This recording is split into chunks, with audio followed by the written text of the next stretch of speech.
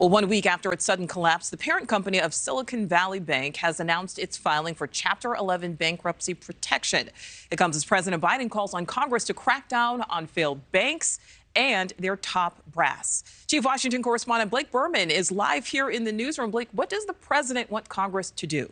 Well, Nichole, we saw the response from President Biden earlier this week. Depositors at SVB, Silicon Valley Bank, and Signature Bank made whole. Now, today, we saw what I guess you could say was the reaction from the president. He's trying to show that bank executives should not be able to just get away clean if their banks fail. So today, he called on Congress to take action. Here's some of what he wants involving the executives at SVB and Signature Bank, along with others down the line should a bank fail. He is calling on Congress to expand the FDIC's ability to claw back executive compensation, to claw back stock sale gains as well, and make sure that the FDIC can expand its authority to fine executives after a bank were to fail. Also, he wants the FDIC to be able to bar executives from holding their jobs in the banking industry writ large if their bank fails. Now, in the case of SVB, the Wall Street Journal reports that the CEO, Greg Becker, sold more than a couple $1 million in the days leading up to the bank's collapse, though he did file 30 days earlier before all of this happened, saying that he would be selling those shares.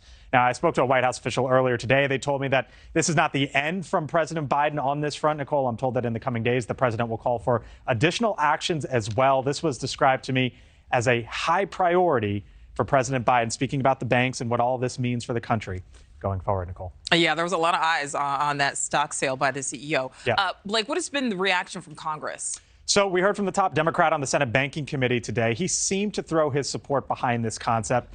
Senator Sherrod Brown saying in a statement, quote, "Working people and small businesses have been forced to pay the price for executives' arrogance and recklessness too many times before." He goes on to say, "We need stronger rules to rein in risky behavior and catch incompetence." Now, 3 Democrats, Senator Richard Blumenthal and Congressman Adam Schiff and Mike Levin, they are both from California, where, of course, SVB is located, have already put forth proposed legislation to go after the compensation of executives at failed banks.